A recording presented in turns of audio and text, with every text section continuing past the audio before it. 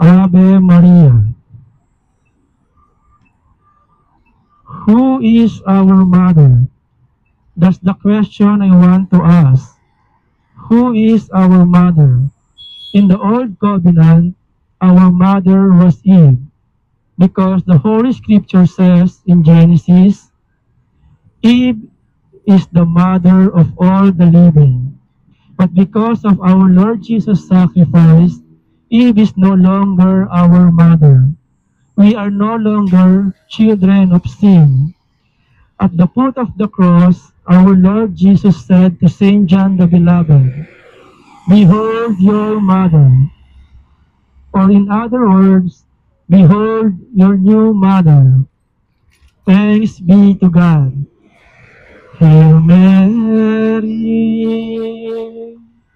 full of grace, the Lord is with thee.